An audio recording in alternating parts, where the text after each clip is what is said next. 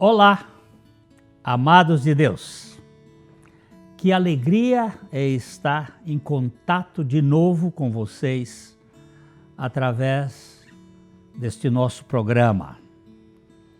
O nosso objetivo aqui é sempre anunciar o Evangelho das insondáveis riquezas de Cristo, o Deus que se fez carne, que se fez gente, que habitou entre nós, cheio de graça e de verdade, e que por meio da sua graça, Ele vem habitar em todo aquele que nele crê. Os links estão aí na tela da sua TV, youtube.com/piblondrina1 e facebook.com/programa Café e Fé, tudo junto. Você pode ser um aliado nosso, nós contamos com a sua participação, com a sua colaboração para que esse programa se mantenha. Nós temos custos e se Deus tocar no seu coração, nós gostaríamos de contar com a sua participação. Contamos com as orações, pedimos que você ore por nós. Nós precisamos ser fortalecidos para anunciar este Evangelho. Temos lutas e divulgue para que esse programa alcance um público cada vez maior para a glória de Deus. Nós vamos às indicações de leitura desta semana e já a gente volta.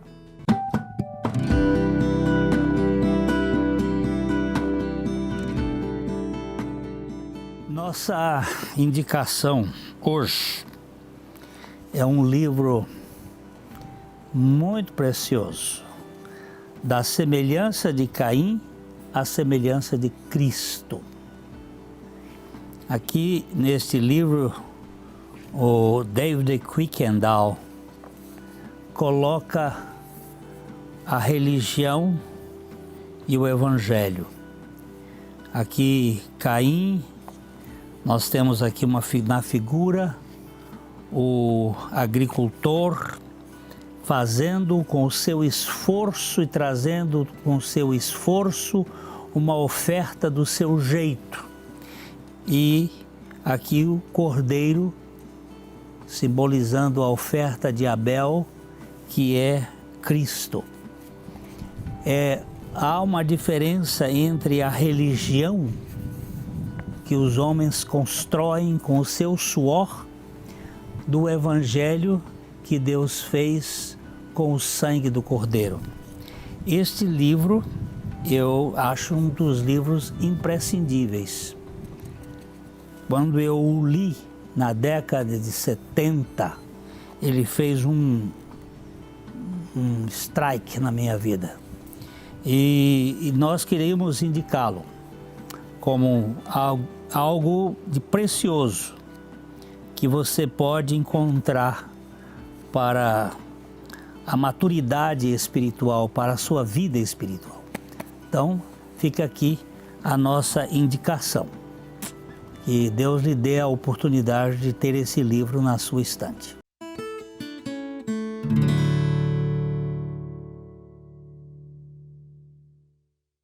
Na Ótica Higienópolis você terá um atendimento diferenciado com as melhores opções de lentes e armações para a sua qualidade de vida, sem abrir mão da estética e moda.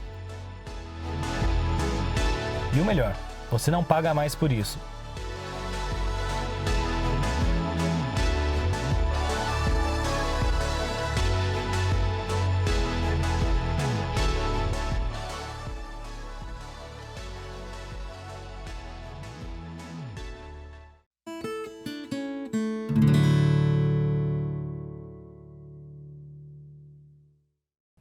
Hoje nós queremos fazer uma pergunta. Onde estará o meu prazer? Alguém disse que se existe algo pior do que a ascensão social no mundo, é a ascensão eclesiástica na igreja. A igreja cristã é verdadeiramente uma sociedade que tem classe. Contudo, é uma sociedade sem classes. Não pode haver classes sociais da Igreja de Jesus Cristo. A sua ética é de cima. Mas não tem ninguém que ocupe um lugar acima do outro. Não há espaço para hierarquias, para postos. Nós somos e devemos ser irmãos. Ainda que haja liderança na sua governabilidade, não há lugar de destaque para ninguém ou para empoleirar-se no poder. Nós precisamos ter a consciência de que há funções que designam certas responsabilidades, porém não existe essa ideia de posto, de cargo. Não há lugar para pedras soltas no edifício espiritual, e a única pedra de destaque, a única pedra é Cristo, a pedra angular que sustenta todas as outras. Uma vez eu fui visitar um templo pagão na Grécia, e eu vi que aquele templo ele era construído todo de pedras, e lá em cima havia uma pedra que era a que sustentava todas as outras. Se você tirar aquela, ele cairia, as pedras cairiam. É aquela pedra angular, pedra de sustentação. A única pedra que sustenta todas as outras é Cristo. A unidade da igreja não é fruto de estratégias e manobras humanas, mas da operação do Espírito Santo na vida de cada pessoa. Não há dúvida de que se há um só Deus, um só Cristo, uma só cruz, um só Espírito Santo, há somente uma igreja. E esta é a comunidade das pedras vivas, vivamente encaixadas umas às outras. Todas elas fazendo parte deste edifício espiritual. Não é maravilhoso isto? Você já não vive andando sem destino, como exilado. Este reino da fé é agora a casa de vocês, a própria terra, a habitação. Não são mais estrangeiros, nem gente de fora. Vocês agora pertencem ao reino, com todos os direitos que o nome de Cristo permite. Deus está construindo uma casa, e esta casa é a igreja. E nela, Ele usa todos, independentemente de como chegamos aqui. Ele usa os apóstolos, Ele usa os profetas como fundação. Agora, usa vocês, colocando-os como pedra, pedra por pedra, um santo templo construído por Deus, todos nós nele incluídos, um templo onde Deus está de fato em casa, onde Ele habita conosco e habita em nós. Isto é maravilhoso. Alguém disse que ser membro de uma igreja não faz de alguém um cristão da mesma forma que ter um piano não faz de alguém um músico. Mas, se você for um cristão de verdade, se você for verdadeiramente um cristão, você terá todo o prazer em ser membro da Igreja de Cristo, de fazer parte desta igreja. Eu não estou falando de organização em si, mas da igreja, o organismo vivo, o edifício espiritual. Os membros do corpo de Cristo não se reúnem porque são obrigados a se reunir, mas se reúnem porque têm prazer na comunhão, porque sentem alegria em estar juntos. O salmista entendia isto quando disse: quanto aos santos que há na terra, são eles os notáveis, dos quais eu tenho todo o meu prazer. Salmo 16, 3. Quanto aos santos que há na terra, são eles os notáveis. Eu tenho prazer em estar com eles. Eu concordo com Richard Watson quando ele disse: não conheço outro prazer tão rico, tão puro, tão santificador em suas influências, ou ainda tão constante em seus benefícios, como aquele que resulta da verdadeira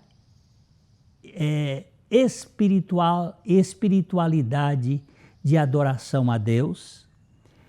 E eu acrescento ainda, na companhia dos santos, que se deleitam também na verdadeira adoração, na festa da comunhão.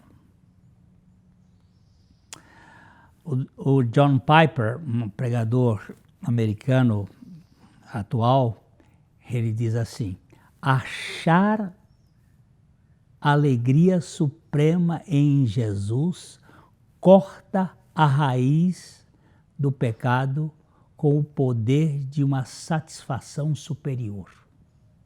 Achar alegria suprema em Jesus e na companhia daqueles que têm Jesus é algo deleitoso e deleitável, muito precioso. Se o meu maior prazer estiver no Senhor Jesus Cristo, eu terei o maior prazer em estar naquilo em que o Senhor estiver envolvido e com aqueles em que o Senhor está sustentando. Se o Senhor disse: onde 2 ou 3 se reúnem em meu nome, eu estou no meio deles, por que não teria prazer em estar onde o Senhor estiver, se for este o meu maior prazer? Eu deleito em estar com os irmãos. Eu tenho visto agora nessa Covid como tem feito falta aqueles momentos de comunhão, aquelas horas que a gente passa juntos, na alegria uns com os outros. Nós vamos ter uma paradinha e já já a gente volta.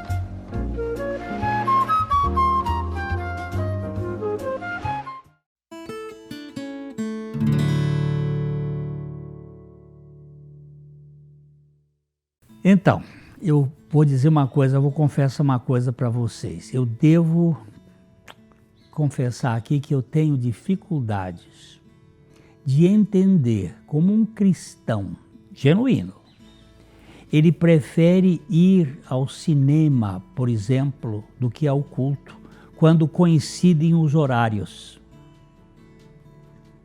Aquele que prefere ir a um jogo de futebol ao culto, quando os dois estão no mesmo tempo. Eu tenho dificuldade. Aquele que sabe o que é ter prazer em Deus, sabe fazer distinção entre o prazer transitório e o prazer permanente. Há coisas que passam. Não quero ser um desmancha-prazeres, nem quero viver ao meu bel prazer, mas quero encontrar todo o prazer possível naquilo em que o seu prazer foi fazer a vontade do seu Pai Celestial. Aquele que teve o prazer em fazer a vontade de Deus, e eu quero ter prazer nisto, com Ele. Sendo assim, eu quero experimentar Deus em todos os meus prazeres, em todos os momentos de meus deleites. Eu quero experimentar essa riqueza de Deus. O escritor, teólogo Matthew Henry, ele afirmou lá no século XVII que o homem foi feito para a sociedade e os cristãos para a comunhão dos santos. Se você, como cristão, não tem prazer na reunião do povo de Deus, é bom fazer uma avaliação de sua crença. Pode ser um equívoco. Pode ser um equívoco. Eu sei que em muitas igrejas não há adoração, nem a reunião é um encontro dos santos, e neste caso eu entendo que não se queira reunir. Mas não podemos, por este motivo, deixar de procurar um ambiente, uma igreja, uma comunidade que de fato corresponda aos requisitos de Cristo e tenha o prazer na adoração, no louvor, na comunhão. Se Cristo for o meu maior prazer, onde estiver o povo de Cristo, aí eu terei grande prazer. Grande prazer nesta comunhão com este povo alcançado pelo Senhor. O cristianismo é uma celebração do céu na terra. A fé cristã é um banquete regado a aleluia com a presença dos santos alcançados pela graça. É uma coisa extasiante. Jesus é a alegria dos homens, como bem disse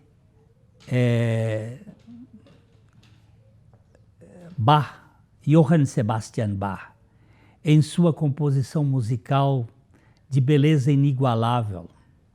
Jesus, a alegria dos homens. a alegria na família de Deus, a alegria na comunhão dos santos. Uma igreja que não é alegre tem alguma coisa esquisita acontecendo. O Deus encarnado é a encarnação de um contentamento que não se extingue nem fica envelhecido e se celebra sempre na comunhão do seu povo. Jesus disse para os seus discípulos que ele queria que a sua alegria estivesse neles, para que a alegria deles fosse completa.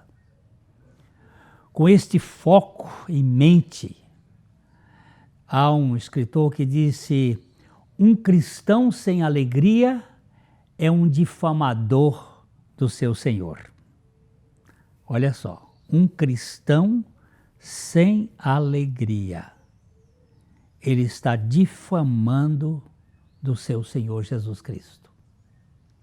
Pois o próprio Jesus, ele disse em João 15:11, tenho-vos dito estas coisas, para que o meu gozo esteja em vós e o vosso gozo seja completo. Para que vocês tenham uma alegria real, uma salvação eterna, com uma alegria provisória, é um contrassenso incrível. Não pode existir essa possibilidade. No texto que nós citamos acima, Jesus diz o seguinte: ele prometeu abastecer a vida dos seus discípulos com o seu próprio gozo.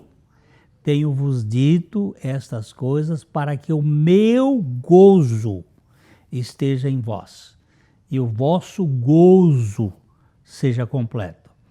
Ele está dizendo que o gozo dele era completo também.